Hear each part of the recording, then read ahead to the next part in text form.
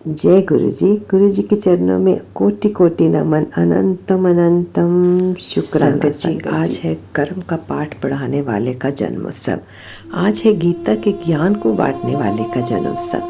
आज है धर्म की राह दिखाने वाले का जन्मोत्सव। इसलिए हम आपको दिल से भेज रहे हैं बाल गोपाल के जन्मदिन की हार्दिक शुभकामनाएं। बहुत बहुत शुभकामनाएं। छोटी छोटी बातों में बड़े बड़े खेल दिखाएं। बाल गोपाल की शरारतें सबके दिल को भाएं। गोकुल की गलियों में बाल गोपाल की धूम, जन्माष्टमी पर नटखट नंद लाला की सबके दिलों में धूम। जन्माष्टमी की आप सबको हार्दिक हार्दिक हार्दिक शुभकामनाएं। हमारे प्यारे श्री कृष्ण कन्हैया जी के आराध्य देव हैं शिव जी, और शिव जी को श्री कृष्ण की बाल लीलाएं देखने में बहुत आनंद आता है। एक बार जब श्री कृष्ण जी बहुत छोटे थे, गोकुल धाम में यशोदा मैया के साथ पूरे गोकुल को आनंदमयी बनाया हुआ था। शिव शंकर भोलेनाथ कैलाश पर्वत से चलकर गोकुल धाम आए बाल गोपाल के दर्शन करने के लिए, और यशोदा माता से अनुरोध किया, निवेदन किया कि मुझे बाल गोपाल के दर्शन कराए। तो यशोदा माता बहुत डर गई उनका इतना भयानक रूप देख के, और कहने लगे, हे साधु महाराज, आप मेरे से जितना मर्जी सोना चांदी ले लीजिए, और बहुत से बड़े बड़े थाल हीरे जवाहरात लेकर आई अपनी एक दासी को लेकर, और शिव शंकर से अनुरोध किया कि आप ये सब ले जाइए और मेरे बाल गोपाल को मत डराइए। आपका इतना भयानक रूप देखकर मेरे बाल गोपाल डर जाएगा। शिव जी मुस्कुराए और बोले कि जिसको आप अपना नन्हा सा बालक समझ रहे हैं, वो 14 भवनों का प्रतिपालक है, पूरे विश्व को कर संरक्षक है, उसकी रक्षा करने वाला है। तो ये थी शिव शंकर और कृष्ण की लीला, जो कि बहुत कम लोग जानते हैं कि शिव शंकर भगवान कृष्ण की लीलाओं के बहुत बड़े भक्त थे, और शिव जी जो है वो श्री कृष्ण जी के आराध्य देव थे। संगत जी, आज हमें जन्माष्टमी के ऊपर एक संगत जी ने सत्संग भेजा है। 2-3 दिन से सत्संग आए हुए हैं, तो आप इन्हें सुनिए और गुरु जी की अपार अपार कृपा का पात्र बनिए। चलिए स्टार्ट करते हैं आंटी जी के सत्संग। जय गुरु जी, शुक्राना गुरु जी। जय गुरु जी। संगत जी,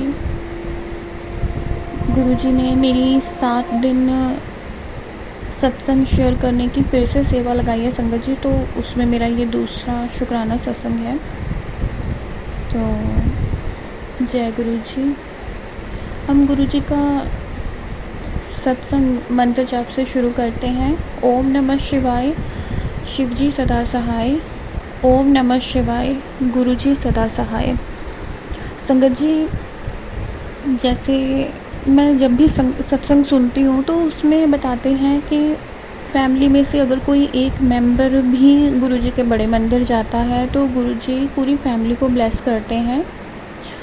बट मेरी लाइफ के एक्सपीरियंस ये हैं कि गुरुजी को ना जिसको भी ब्लेस करना होता है फैमिली मेंबर्स के अलावा ना, जो अदर हमारे नोन हैं जिनको हम जानते हैं, अगर गुरुजी ने उनको भी ब्लेस करना होता है तो गुरुजी ना घर पे बुला लेते हैं। हमारे साथ 1-2 बार ऐसे इंसिडेंट हुए हैं।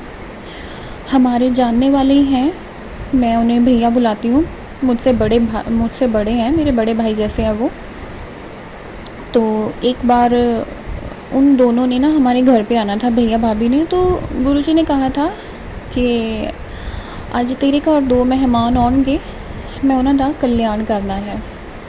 और मैं सोचूं कि अब कौन आने वाला है गुरुजी। तो ऐसे ही थोड़ा सर्दियों का टाइम था, तो हमने ना ऐसे फ्रूट जूस बना के रखा था, और उस दिन मैं ना ऑरेंज में से बीज निकालना भूल गई। मतलब हमारे घर में 1-2 दिन छोड़ के ना जूस बनता ही है, तो मैंने ऐसा पहले कभी नहीं किया कि मैं उसमें से सीड्स ना निकालूं, और उस दिन मैं भूल गई और मैंने ऐसे ही जूसर में वो चला दिया और जूस ना हल्का सा कड़वा बन गया। तो हम सबको बाद में पता चला कि जूस ऐसे कड़वा बन गया। मैंने सारा प्रिपरेशन करी, मैंने गुरुजी को भी भोग लगा दिया, और जब मैंने गुरुजी को भोग लगाया तो बाहर मेरे भैया भाभी आ गए।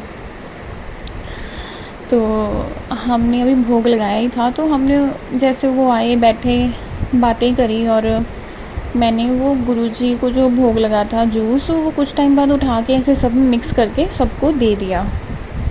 और जब हमने संगत जी जूस का पहला सिप लिया तो जूस थोड़ा सा कड़वा था।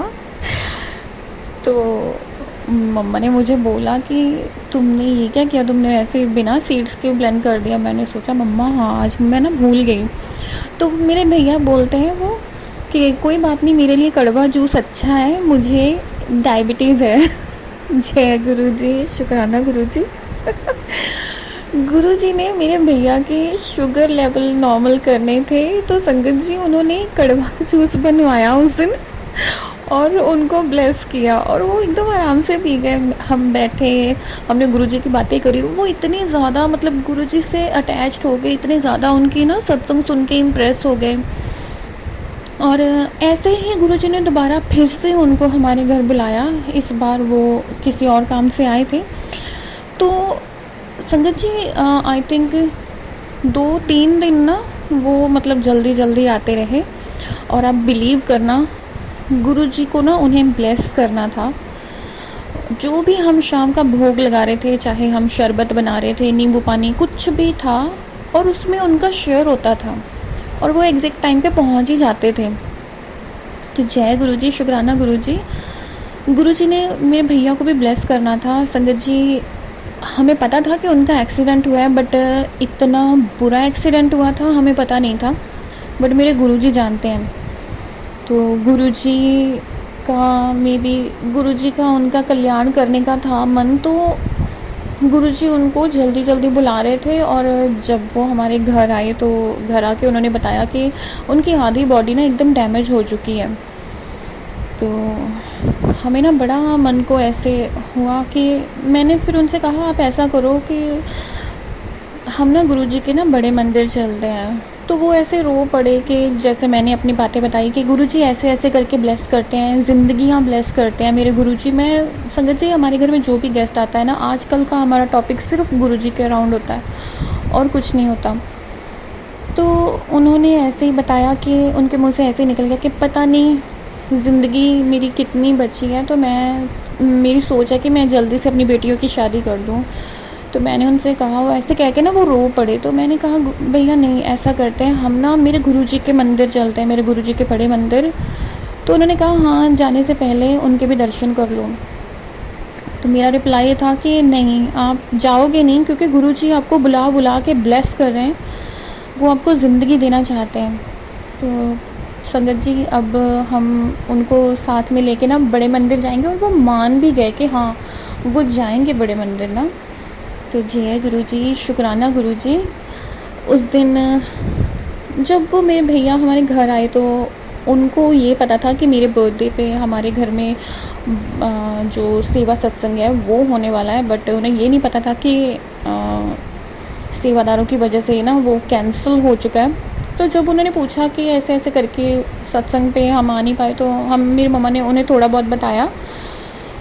तो उन्होंने मुझे ना एक बात बोली कि मे बी ये सभी ना तुम्हारी ब्लेसिंग से ऐसे जेलस फील कर रहे हैं।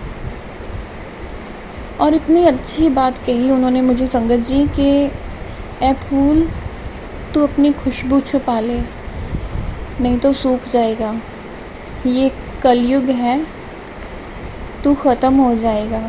मुझे उन्होंने तो पंजाबी में बोली थी, मैं हिंदी में ट्रांसलेट कर रही हूँ यहाँ पे, बट उनकी वो बात ना संगत जी मेरे दिल को लग गई कि मुझे ऐसे लगा कि जैसे वो मेरे भैया नहीं, वो गुरुजी बोल रहे हैं। क्योंकि मेरी आदत है संगत जी, जब भी गुरुजी मुझे ब्लेस करते हैं, मुझे होता है कि सबको पता हो कि हाँ मतलब गुरुजी के प्रति जो भी दूसरे पर्सन के मन में डाउट्स हैं ना, मैं तो अपनी ब्लेसिंग्स अपने सत्संग शेयर करती हूँ कि उनके डाउट्स निकल जाएं। बट सामने वाला मेरे लिए क्या थॉट रखने लगता है ये तो वो ही जाने। बट मेरे भैया को जब ये सारी बातें पता चली, तो उन्होंने जब मुझे ये बात बोली ना, मेरे दिल को छू गई कि हाँ कहीं ना कहीं ये सबको है।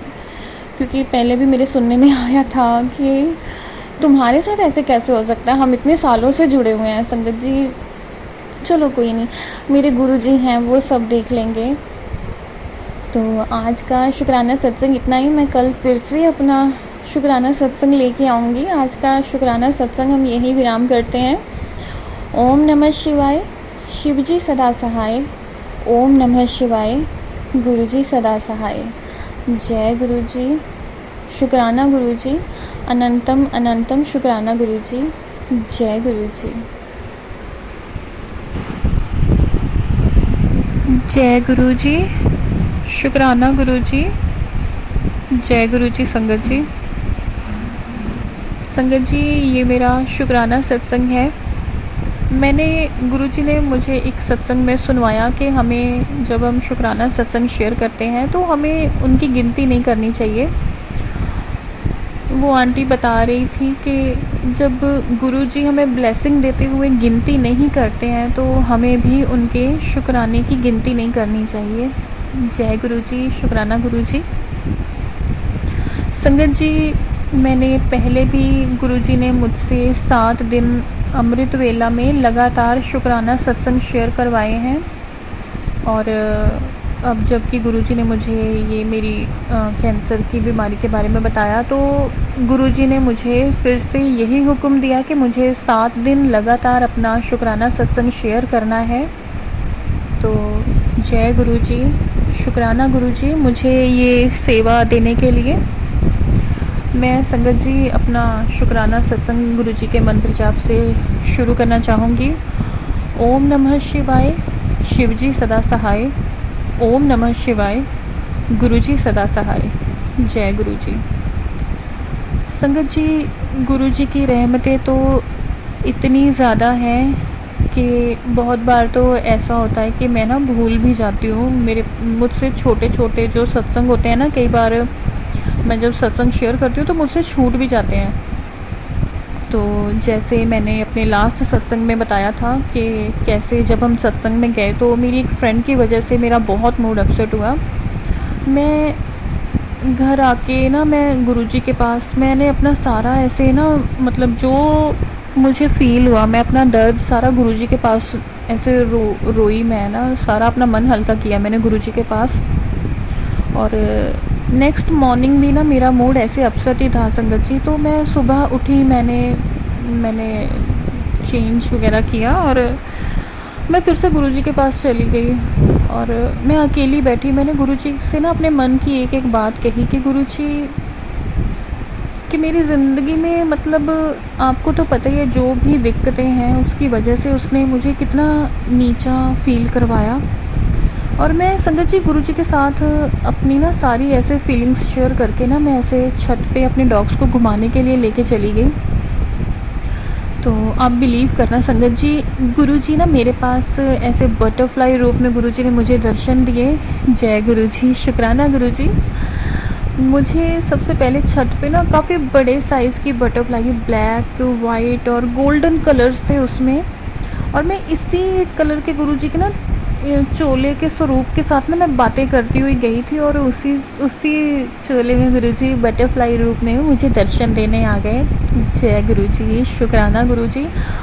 संगत जी, मैं जितनी देर मैं अपने ऊपर डॉग्स को घुमाती रही हूँ ना छत पे, वो बटरफ्लाई ऐसे आप बिलीव करना कभी मेरे फेस के पास से निकल रही है, कभी मेरे ऐसे सर पे घूम रही है। मतलब गुरुजी का एक यही था कि किसी तरह मेरे चेहरे पे ना स्माइल आ जाए। और जब वो ब्लैक वाइट वाली बटरफ्लाई मेरे आसपास घूम रही है तो वाइट और येलो कलर की बटरफ्लाइज वो भी हमारी ना छत पे आ गई।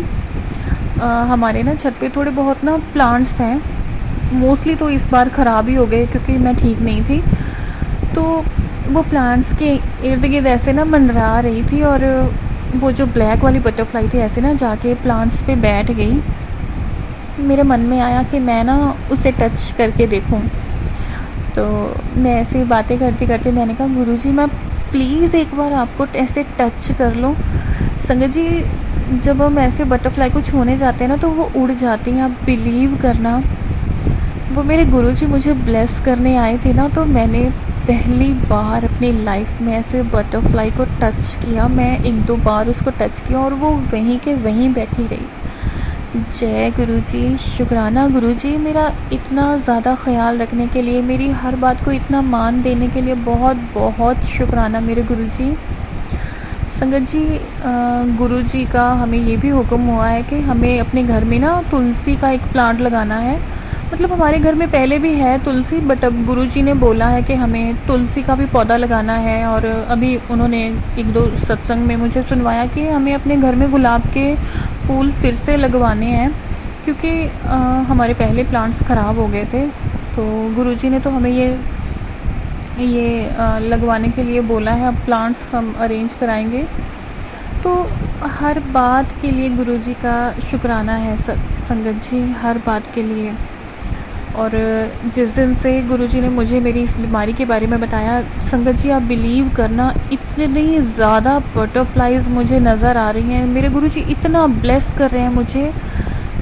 मैं बाहर निकलती हूँ तो बटरफ्लाइज़ नज़र आती हैं, गेट के बाहर जाती हूँ तो बटरफ्लाइज़ ऐसे घूमती हैं मेरे सर के ऊपर से। और आज रात तो हमारे घर के अंदर भी एक बटरफ्लाई आ गई थी ब्लैक कलर की। जय गुरुजी, शुक्राना गुरुजी। आप कैसे हमारे कष्ट में आके ऐसे साथ में खड़े होने का एहसास करा देते हो गुरुजी। जय गुरुजी, शुक्राना गुरुजी, अनंतम अनंतम शुक्राना गुरुजी। संगत जी, मैं कल फिर अपना शुक्राना सत्संग लेके आऊँगी, क्योंकि गुरुजी ने अब मुझे 7 दिन शुक्राना सत्संग शेयर करने की सेवा बख्शी है। तो मैं 7 दिन लगातार अपने सत्संग शेयर करूँगी। तो ये सत्संग मैं अपना गुरुजी के मंत्र जाप के साथ विराम करती हूँ। ओम नमः शिवाय, शिवजी सदा सहाय। ओम नमः शिवाय, गुरुजी सदा सहाय। जय गुरुजी, शुक्राना गुरुजी, अनंतम अनंतम शुक्राना गुरुजी। जय गुरुजी।